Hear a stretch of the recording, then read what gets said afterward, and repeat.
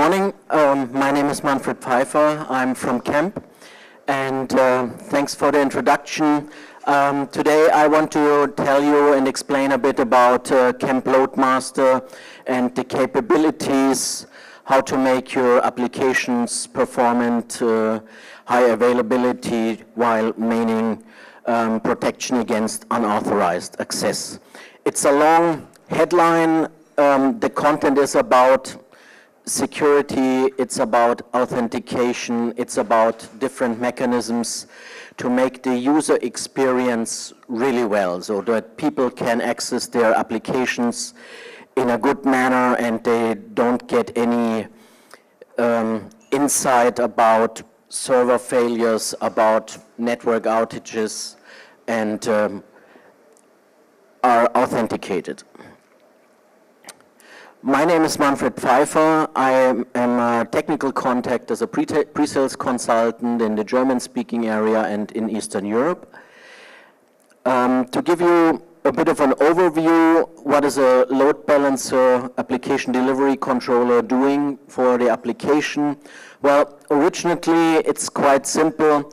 You're coming with a lot of different devices. Nowadays it's smartphones, tablets, laptops, all these mobile working devices in the field, up to the fixed installed network PCs in the offices. And all of them are consolidated in the network, having different access points, going through the cloud maybe, and then need to be distributed to backend servers in order to access the applications. And this is where we come into play with our components. We have the components that deliver the service and the intelligence to make this a real good experience for the user in terms of getting proper responses from the backend servers and while securing them as well. So why are you using a load balancer? In order to prevent things like that. Web pages cannot be found, are not accessible. Everybody knows it from accessing emails, accessing web pages. And if you implement the products in a proper way, you can prevent things like that happening. To be a bit more precise, where do we come from? Where are we being used? One of the most common applications is Microsoft products. Current version is Exchange 2016, where even Microsoft recommends please put a load balancer in front of the infrastructure for reliability, for performance, and so on. So since many, many years we work in that environment. We provide proper health checking, performance, authentication in these environments to make the user experience really well and to secure the backend systems from unauthorized access.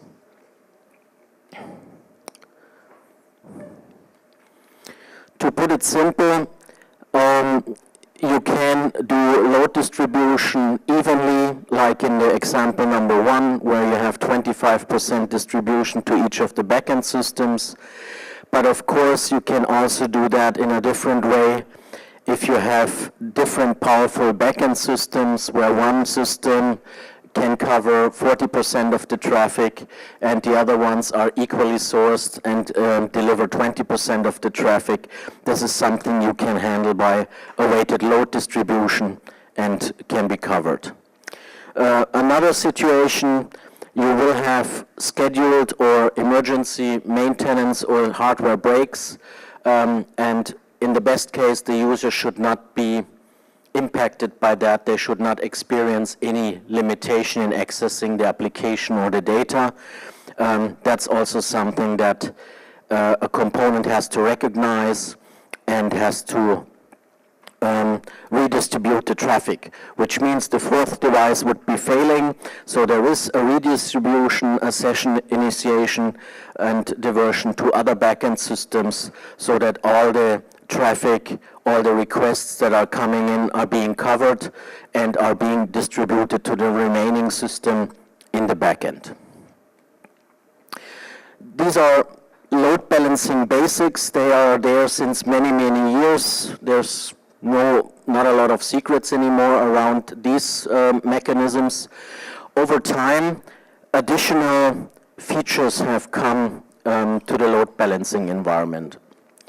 So proper health checking is very important, that the health check you do against your application is really as close as possible to what the user is looking for. If you take Exchange as an example, Exchange comes with a variety of different protocols and access methods from ActiveSync, OWA, ECP, and so on. And all of these protocols run individually and have a dedicated path and structure. And we do health checking for all these individual access protocols, and we determine if all of these individual protocols are available by health checking and determine if a server can provide the service for this protocol. Of course, you will also need session persistence if continuous processing needs to take place. It is important that the connection from the user to one of the backend systems stays the same for data consistency. If you have shopping baskets, if you have processes where one piece goes into the next and there is a relation from one action to the next, it must be maintained that the persistence is in place between the client and the backend server. And a very important thing also is authentication. So if there is a mechanism in place that if the user comes and wants to access data and applications, it's not just providing access without any control. There is a security check when entering, when accessing the application, and this happens at the load balancing level. So before any request or any data is traveling from the backend servers, from the application towards the outside world, there is a security check that can be put in place in terms of proper authentication. This can be done by a variety of protocols and mechanisms, like testing user accounts against domain controllers based on the LDAP protocol. There are a lot of radius-based solutions on the market that you can combine or run on its own. And with these radius-based solutions, you even have things like challenge responses that you have to enter a username, a password, and then a dynamic token is being generated. Maybe you receive an SMS on your mobile phone, maybe you receive an email, or you have a piece of software on your phone or a hardware token with a PIN code that is changing dynamically. And all these factors can be taken into account to do the verification here and to make sure that only users that are supposed to get hold of the data can access the data. In addition to that, the security can be extended by additional pieces within the product. There is a web application firewall available, there is an intrusion detection system available, and this adds another level of security to the overall load balancing. So what can be done by using a web application firewall? It has multiple functions. If you look at it from the client perspective, going inbound towards the application servers, you can check attacks like cross-site scripting, cookie checks. You can also provide custom rules if you have non-standard applications, something very company-specific, business-related. You can write custom rules here that the incoming requests are verified against this rule set. And if there is a rule set that is kind of matching for prohibiting or providing access, then this rule will protect your environment there. An additional function is also the outbound traffic, so the server responds with the data that has been requested, and on the way out, going back to the load balancer provides the information to the client requests. You can also do verification and checking what type and what amount of data is being transferred towards the client. There are some areas in the business for banks, insurance company, for example, they need to comply to standards like PCI DSS, and therefore, on the way out, these checks need to be performed in order to be compliant to these regulations, and it means it's an extra level of protection for the data being retrieved from the backend. What we can do for reliability and high availability accessing data is that we can distribute across different locations. So in this case, there is 3 locations where you have data servers, application servers running, and by a feature called global server load balancing, it is possible for a user that from wherever he comes from, that he will get access to one of these data centers in order to get access to his application and to his data. There is functionality that if all of the locations are working properly, that the user will be sent to the closest destination from a networking perspective, because we cannot speed up the networking connectivity. Depending where the user comes from, there is always some latency and some network distance to cover. That is something we cannot really speed up, but we can take smart decisions based on where the user request comes from, and between all these locations there is a permanent health checking taking place, so that the systems are aware about the wealth of each of the locations and the applications behind it, and about the performance these units can provide. So it's also an alternative for overload situations. Let's say this data center, the servers are quite covered with a lot of requests, they are very busy. So the response would be rising up to a higher level, would be increasing. Users have to wait to get their requests being answered. The system would recognize that and would be able to redirect requests to other locations in order to provide a good data experience in that case. Here are some facts regarding security explorations from Global Trustwave security report, and these are just some facts that they are collecting by doing a lot of statistic analysis based on vulnerability determination. So per each applications, and in businesses you have hundreds and maybe thousands of applications running for the different purposes, per application on average you find 14 vulnerabilities that makes an application unsafe. And that's a threat.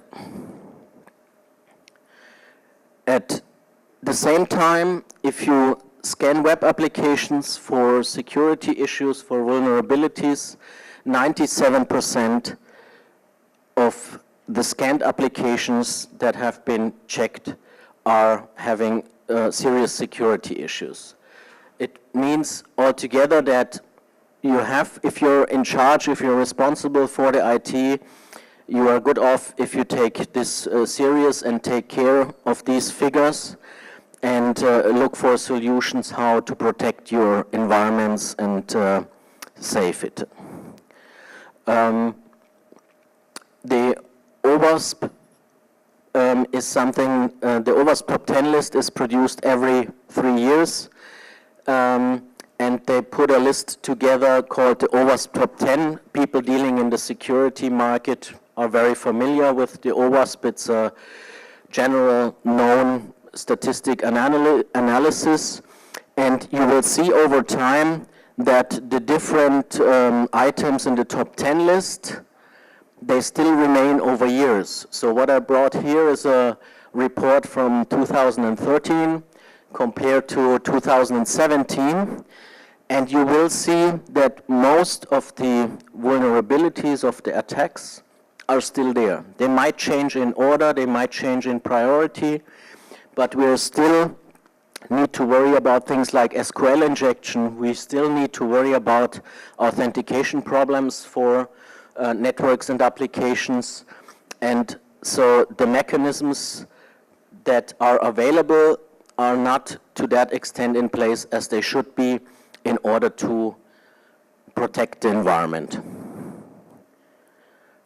For somebody who's in charge, of course they need a list of what is a serious threat, where do I need to take immediate action, which is something that is priority B maybe, and I don't need to immediately act on that. Therefore, it is good to see and get a judgment. What is the exploitability? How easy is it to use this attack in order to retrieve data? How, for business critical data, how easy is it to detect something like that? Is it on the technical level rather seen as easier or harder to do? And this is something that is in this part of this scorecard in order for you to identify, okay, if something is really a serious issue, I rather take care of it earlier than later. Regarding the authentication, we recommend using a multi-factor, two-factor authentication, which means it's not anymore just a username and a password. You would extend the whole thing by something you either know, something you have, or something you are, in combination with each other in order to make this more secure. And maybe also with some dynamic and timing related security feature that the information has to be provided in a certain time frame and then it's expired. This is 2-3 slides regarding the use of the web application firewall. So in the network, you should work with the other colleagues, like from Extreme, that provide the network security and the network firewall. We can provide with the product the web application firewall that sits here behind the network firewall. So the network firewall would identify any network-related attacks and filter that at that stage, so that towards the web application firewall, towards the application, there is only the legitimate user traffic, and in worst case, there is also some HTTP or HTTPS attacks being introduced. It would not be recognized by the network firewall because it's not a job of the network firewall, but it would be identified at the level of the web application firewall, and therefore this kind of traffic would be blocked here, while the legitimate use would be able to go through to the application server. Again, this is something where the web application firewall works as well inbound and outbound, depending on the feature set that you're looking for, depending on the type of data that you need to protect. There is certain settings that you can choose. You have a couple of examples here. Again, quite common, it's the OWASP top 10 list that is being mentioned, or when it's regarding the outbound traffic coming from the backend servers towards the users, that you don't lose any important data or bulk information related to credit cards and so on.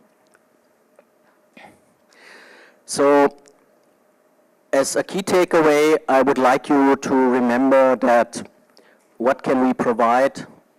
We do security, performance, high availability for your applications. And that brings me to the last question. What can Kemp do for your applications? I heard security, that is right. That's 1/3 of the answer. That's true, but it's not a, yes, we can count that as well. What about if something fails? What mechanisms are in place if something fails and but the service goes on? Yes, you're the man. That's true.